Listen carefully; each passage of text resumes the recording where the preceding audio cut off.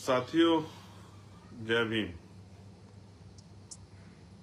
जय भारत, जय संविधान, जय मंडल, जय जोहार,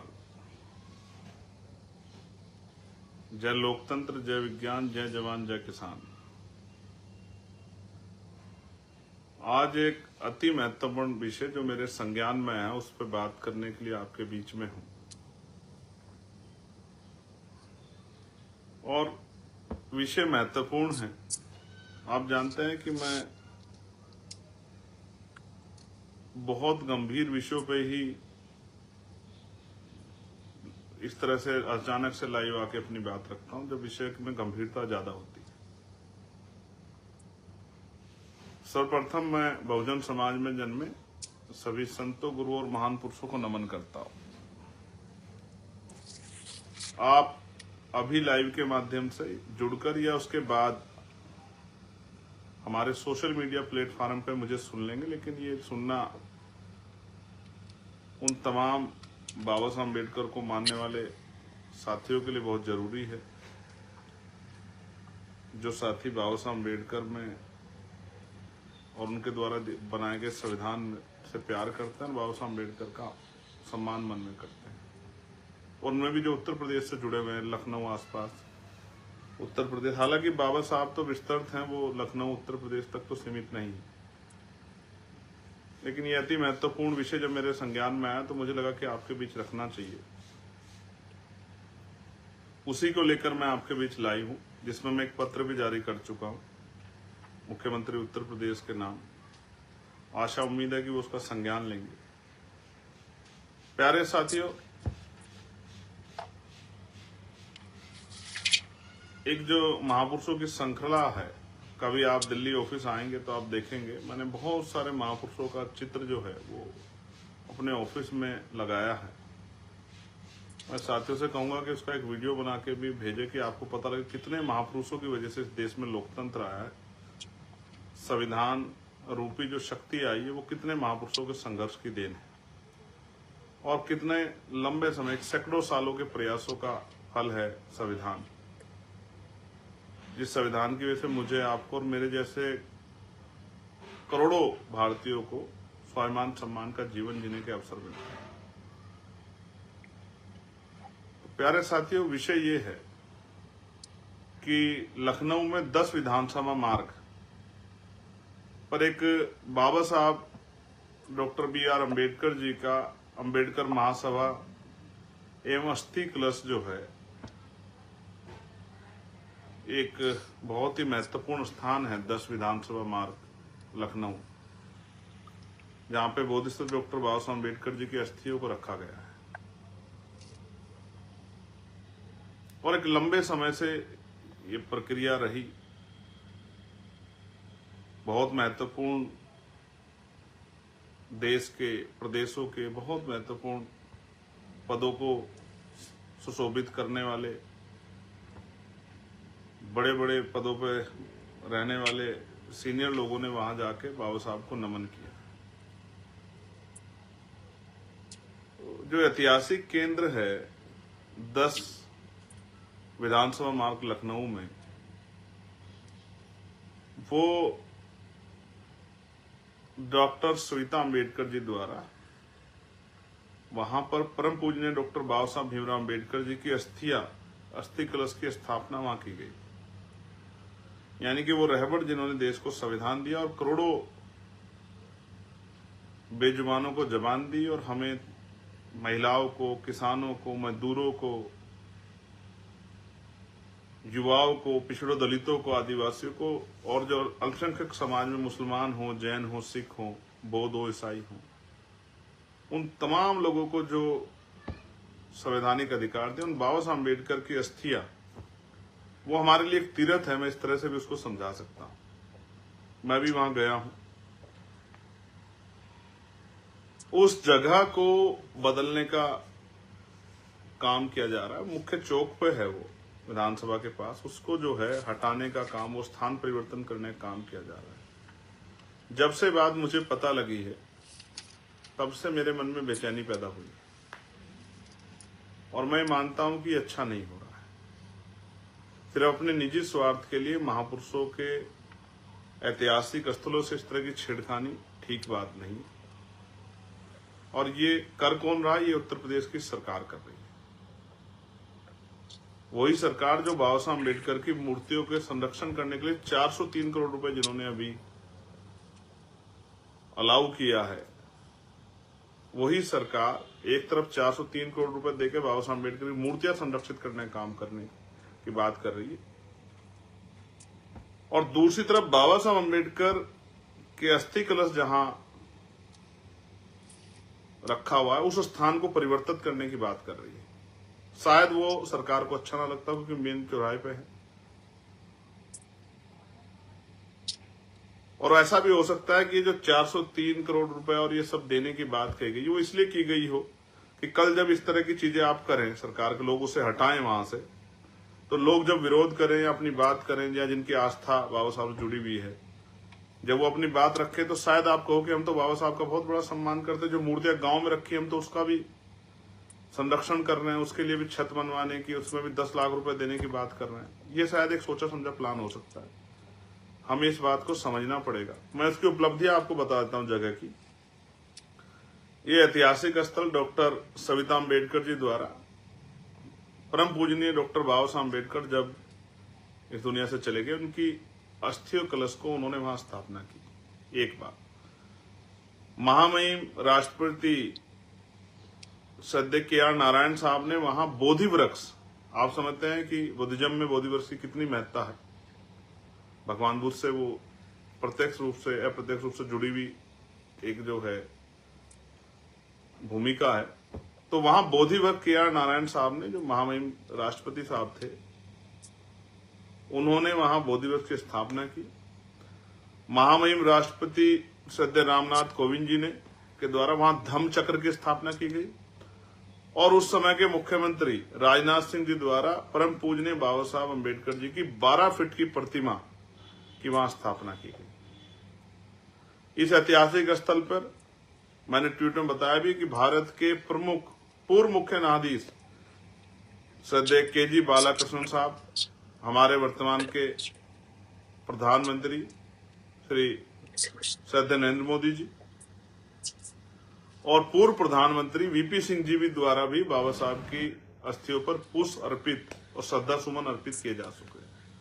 लेकिन ये बातें आई कहां से? 14 अप्रैल को 2026 को वहां एक कार्यक्रम हुआ, उसमें ये बात कही गई कि ये यहाँ अंतिम प्रोग्राम है, अगले प्रोग्राम कहीं और होगा। बड़ी बात यह है, देखिए हम सभी की धार्मिक आस्थाओं का सम्मान करते हैं,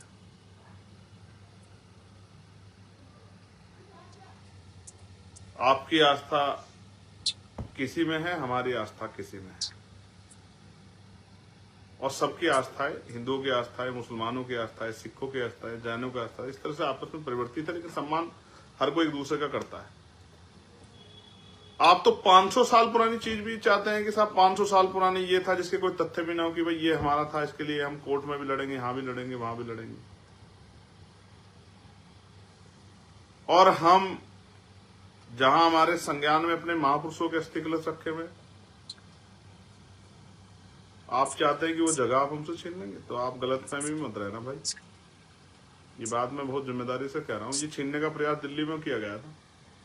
जगत गुरु सतगुरु रविदास जी महाराज का गुरु घर तुगलकाबाद वाला छीनने का प्रयास किया था। मैं 66 दिन जेल में रहा था, उसमें मेरे साथ 98 साथी हो रहे थे। ये बात मैं आपको डरा नहीं रहा हूं, बता रहा हूं।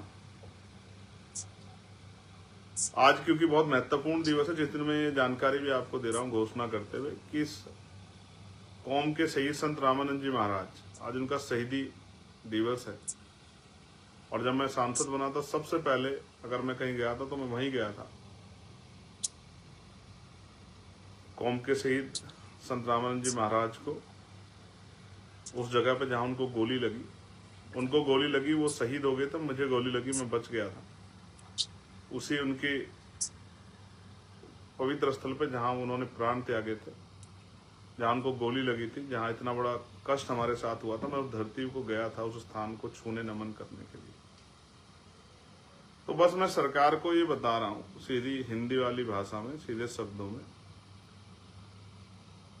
सरकार बिल्कुल भी ये ना समझे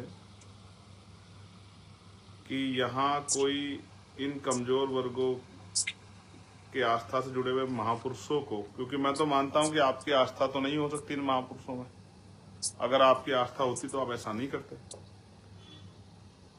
लेकिन अगर किसी गलतफहमी में या किसी को खुश करने के लिए, किसी स्वार्थ में अगर आप ऐसा करना चाहते हैं तो मैं आपको भाई बताना चाहता हूं बहुत जिम्मेदारी से, दिल्ली की सरकार ने जो गलती दोहराई थी, आपको दोहराने की गलती मत करना।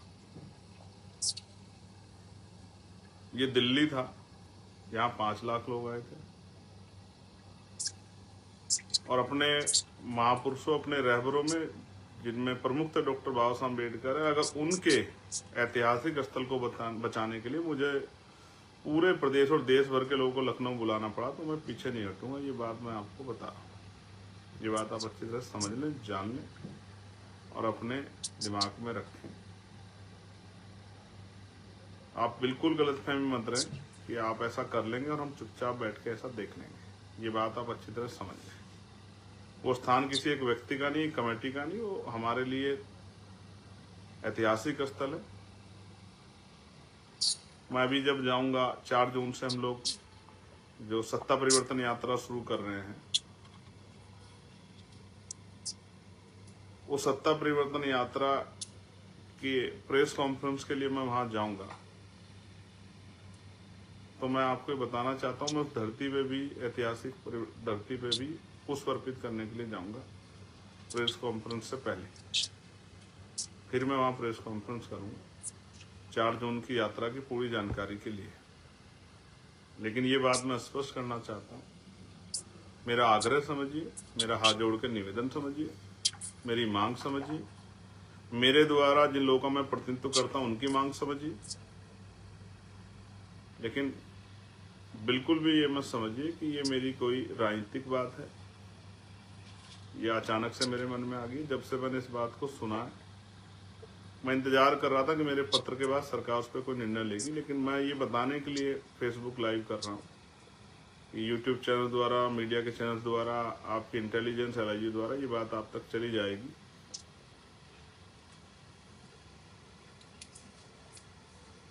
मेरे शब्दों में भी आप तक चली जाएगी कि ऐसी गलतफहमी में सरकार ना रहे कि वो हमारे आस्था केंद्र को उखाड़ के फेंक देगी और हम चुपचाप बैठ के तमाशा देखते रहेंगे। आपकी जेलें छोटी पड़ जाएंगी लखनऊ में, आपकी लाठियां कम पड़ जाएंगी, आपकी गोलियां कम पड़ जाएंगी, सीने कम नहीं पड़ेंगे। इसलिए मेरा आग्रह है, अगर ऐसा कोई भी बात आपके मन में हो तो आप हमारी भावनाओं से खिलवाड़ मत करना। हालांकि हम लोग प्रयास कर रहे हैं कि उत्तर प्रदेश में हम लोग शक्ति बना के इस बार सत्ता अपने हाथ में ले लेंगे, आजाद समाज पार्टी के लोग। फिर ऐसा कोई कर ही नहीं पाएगा। तो ऐसा भी हम प्रयास कर रहे हैं, उसके लिए भी हम लोग मेहनत कर रहे हैं। लेकिन जब तक ये नहीं हो रहा है तब तक भी हम लोग इतने कमजोर नहीं कि आप हमारे तीरथ को हमसे छीन लो और हम लोग बैठ के तमाशा देखते हैं। संवैधानिक रूप से लड़ेंगे और इतनी मजबूती से लड़ेंगे, सरों के बदौलत, संवैधानिक शक्ति के बदौलत, संवैधानिक रूप से, कि जैसा मैंने कहा, लाठी, गोली, जेल छोटी पड़ जाएगी। ये मेरा आपसे नम्र निवेदन है। आशा उम्मीद है कि आप इसका संज्ञान लेंगे। मैं आपका धन्यवाद करूंगा अगर आपने इस तरह की चीज़ें, अगर कुछ हो भी गई थी, आप उनको बदल के हमारे इतने बड़े बहुजन समाज की आस्थाओं का सम्मान करेंगे तो मैं आपका धन्यवाद करूंगा। और अगर आप इस षड्यंत्र का हिस्सा बन के, मुख्यमंत्री जी, इसको उखाड़ के फेंकने की कोशिश करोगे, हमारे बाबा साहब, परम पूजनीय बाबा साहब अम्बेडकर के जी का जहाँ अस्थि कलश रखा है, उस ऐतिहासिक स्थल को अगर हमसे छीनने की कोशिश करोगे तो फिर साहब लड़ेंगे, संघर्ष की लड़ाई लड़ेंगे जैसे दिल्ली में लड़े थे। धन्यवाद। जय भीम, जय भारत, जय संविधान, जय मंडल, जय जोहार, जय जवान, जय किसान, जय लोकतंत्र, जय विज्ञान, जय संविधान। आप सबके लिए मंगल कामनाएं। नम्र निवेदन पूरी सरकार से, जनता ने मैंडेट दिया है, अच्छे काम कीजिए, लोगों का दिल जीतिए।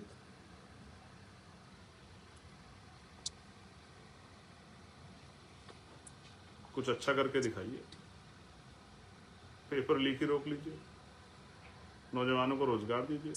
हम भी कहेंगे सरकार कुछ कर रही है। सड़कों के क्षेत्र के हालात बदलिए, रोजगार दीजिए, महंगाई पे कुछ कमी कीजिए। हम भी कहेंगे सरकार कुछ कर रही है। वरना तो हम यात्रा में तो जनता को बताएंगे कि सरकार क्या कर रही है। धन्यवाद। क्योंकि चाहे मथुरा हो, चाहे फिरोजाबाद हो, और चाहे प्रदेश का कोई कोना हो, जिस तरह की हिंसा हो रही है आजकल बारातों में भी, वो भी किसी छिपाना है। मेरा हर जगह पर निगाह है। मैं इंतजार कर रहा हूं कि सर पुलिस एडमिनिस्ट्रेशन अपने आप ही अच्छा काम करे, जो मुझे जाने की जरूरत ना पड़े। क्योंकि मैं वहीं जाता हूं जहां मुझे लग जाता है कि पुलिस प्रशासन सरकार खड़ी होगी आरोपियों के पक्ष में, और कमजोर वर्गों के लोग अपने आप को अकेला महसूस कर रहे हैं। मैं वहां जाता हूं, उम्मीद करूंगा कि सरकार ऐसी स्थिति में नहीं। धन्यवाद।